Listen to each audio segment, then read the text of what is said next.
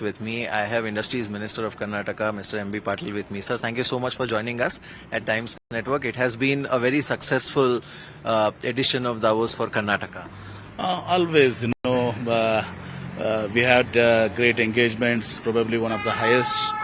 We had more than 50 of engagements with various companies, and that happens because of Karnataka's ecosystem and talent. Karnataka has the traditional ecosystem, talent, not now, it is pre-independence, 100 years back with HAL, BHEL, BEL, ISRO, HMT, Indian Institute of Science, creating a first line of ecosystem for Karnataka. And thereafter, it's all our professional colleges. We are pioneers into private professional colleges, which created a lot of talent, because 30 years before, 3 decades before, there were no much engineering colleges, medical colleges, nursing, pharmacy, management, whatsoever. All the children of India and abroad used to come to Karnataka to pursue their studies, and that created a great talent in IT and computer science, everything, electronics, so which led for our own homegrown companies, prestigious companies like Infosys and Wipro to start there, and it followed by, today we have more than 400 plus global Fortune 500 companies making their house as Bangalore. The second largest GCCs is in Bangalore. So that's where it is, and now it's not mere IT. We are, of course, the IT capital, but we are much more. Correct. If you take now, we are the biotechnology capital with Biocon, with Karan Majumdar being go there, and machine tools we are number one.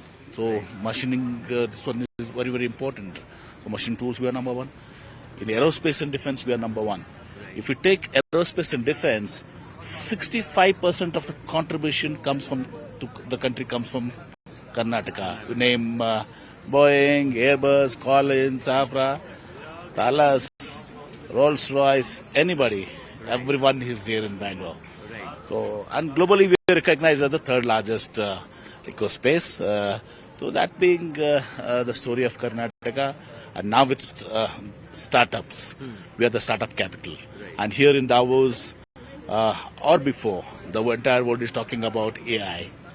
And half of the AI startups are from Bangalore. We are the talent pool for semiconductors. If you take semiconductors, we have prestigious Lam Research is establishing his manufacturing in Karnataka, applied materials. And electronics, if you take Foxconn, it's an image factory here in this one, not a typically same duplication of what is there in China. This is going to be replicated elsewhere also. That's going to be the future for Apple manufacturing plants in the worldwide, with 20 million iPhones and $2.7 billion of investment, whopping 50,000 people working there, and 80% are women. And we have a very progressive industrial policy, wherein today in Davos we speak about climate change, we speak about innovation. We are number one in the innovation index. We are number one in innovation index. Then we talk about a lot of things about sustainability. And industrial policy, there is a special incentive for sustainability also, for women workforce, for R&D to relocate here for manufacturing. That is the new industrial policy, one of the best in the country. And now with AI, data centers, quantum computing, all other industries, Karnataka has been into the forefront. And anything, what you talk in Davos, any breakthrough in India will be a part, and of course Karnataka will be in the forefront. Absolutely. So this is what Karnataka's history has been, the ecosystem, the talent. Right. So you met more than 50 corporates, like you mentioned. One of the core issues in last 1 year has been the H-1B visa issue. And obviously, Bangalore plays a very big part in that. Have you discussed with any of the companies? What was their reaction? No, we have been discussing in continuous, and I don't want to make much of this one now. And we hope things will change. And it's also a reverse effect also. Tomorrow, minus Indians and probably the Chinese. These are two nations which contributes to American talent, Right. particularly the higher level of talent. Correct. And America is going to be a loser. They can't afford to do this, and I think things will change. Maybe yesterday's Trump remarked that they'll be having better this one with India. Things should change, And all these adversities make India strong. Absolutely. So which are the key sectors? Like you rightly mentioned, Karnataka is actually capital for multiple things. But from your this year's visit, which are the key sectors where you see maximum, interest and investment coming in? So now space was opened up recently. Space, I had 3 meetings with the space companies here now today. Of course, we have electronics, IT, of course, we are the IT capital. We complement with Silicon Valley of America. Then aerospace is defense is one thing. And now with data computing, semiconductors is one thing where we are very much becoming with the second semiconductor park itself. And we have given a lot of prominence for our vendor development programs over there. And quantum computing is another area wherein we are seriously complementing, and there are many more areas. There's the future tech is what Karnataka is looking for. Right. As always, a pleasure.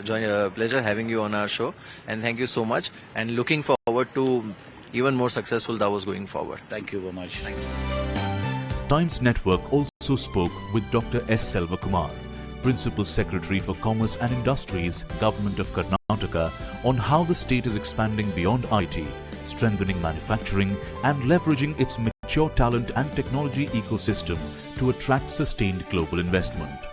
I'm now in conversation with Dr. S. Selvakumar. He's the Principal Secretary with the Commerce and Industries Department at the Government of Karnataka. Sir, thank you so much for talking to us here at the World Economic Forum in Davos. I just wanted to know, while Karnataka here is coming strongly with 16 strong sectors, just wanting to know what have been some of the main sectors where investors from around the globe have shown interest. If you could share some of the sectors, some of the countries, what have been some of the conversations that have been going on between you and the investors from around the world? Sumit, as you are aware, Karnataka is a leader in terms of information technology and silicon, and we are called Silicon Valley of the East.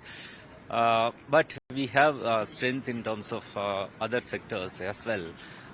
Particularly aerospace and defense sector and machine tool related capital goods in manufacturing sector. These two are the sectors where people are more interested into Karnataka now. Added to that, electronics manufacturing, electronics and electronics related manufacturing is also taking a traction in the investors. We had almost 40 plus meetings today till now on these 4 days of interaction with different CEOs and CFOs of different countries, and they are all evincing a lot of interest in investment in Karnataka. It's not that they have not heard about Karnataka earlier. Some of them have their investments already present in Karnataka, but they want to position themselves further in the value chain up. Particularly if they are having already the industry, they want to strengthen their component manufacturing in Karnataka.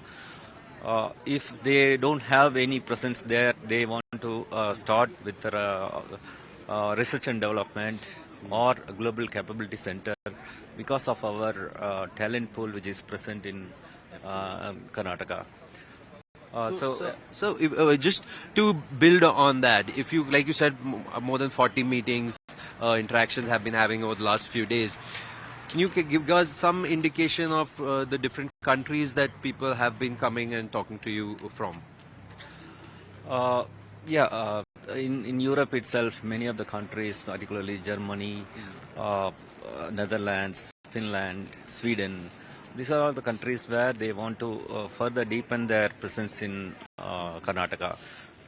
Many of them are already having their companies in Karnataka, but new ones are evincing a lot of interest. We are really keen to have the manufacturing base strengthened in Karnataka. We should not be only called as IT capital of India. We are now moving further in the value chain. So we need to have manufacturing base, AI-based manufacturing base, Industry 5.0. If it comes, we should be the leader in taking the lead in attracting investments in Karnataka. So, sir, just again talking a little bit about the manufacturing industry, electronics manufacturing industry, could you guide us and mention some of the benefits, the advantages that investors would get by coming and investing and setting up base in Karnataka? See, Karnataka is having a great talent pool. As you are aware, the top global companies are having their presence already in global capability centers and also design and research and development. Added to that, if they do the manufacturing there itself, it will further give them the impetus in bringing the skilled manpower, talent pool which is already available, can be utilized for improving their markets. Yeah. Fantastic. Just we'll continue. Can I take one question on aerospace defense? Okay. That's great, sir. Just one final question, sir. Aerospace defense also a key sector in Karnataka. Can you tell me a little bit again of some of the advantages, benefits that investors would have, and maybe give us some indication on some conversations that people have, investors have spoken about, and how are you planning to take that ahead? Karnataka is already having 65% of national output in terms of aerospace and defense sectors. So already the major players like Boeing, Airbus, Lockheed Martin, Safran, all the major players are already present in Karnataka. They are either engineering, they have their engineering center or R&D center or GCCs. They are now looking for the component manufacturers and suppliers so that they can really strengthen the made in India, make in India concept. So for that to happen, many of the component manufacturers need to be attracted, and they are all keen to invest in Karnataka, and they are looking for places in north of Bangalore so that they can be closer to their manufacturer, that is Boeing or Airbus or anybody. They are particularly Sweden and Denmark companies are very keen, and they have discussed with us in the last few days that they want to have their plant set up in Bangalore. This is just on the heels of signing this historic TEPA agreement between India and EFTA countries, which is led by Switzerland, which talks about a commitment of $100 billion of investments coming from Switzerland to India in the next 15 years and creating 1 million jobs. Now, as we know that Switzerland always looks at a long-term perspective from a business angle, and Karnataka offers the perfect platform which has the depth and the right kind of talent to gain a significant share of this $100 billion as investment into Karnataka. And right now there are almost 350 Swiss companies operating in India, and significant part of them are already operating in Karnataka. So we see a big boost to the machinery industry, to the innovation and technology industry, and the precision tools industry. And this is the focus of what Swiss Indian Chamber of Commerce and Karnataka government will together collaborate and ensure that not only the existing Swiss companies expand their operations in Karnataka, but also bring in new Swiss companies into Karnataka with the right kind of ecosystem, which eventually I'm sure would be a win-win model between Switzerland, Karnataka, and Swiss Indian Chamber of Commerce. With strong international response and rising sectoral demand, Karnataka's message from Davos is unambiguous. Global confidence is building. and the state is positioned to translate that confidence into projects, capacity creation and sustained long-term economic growth.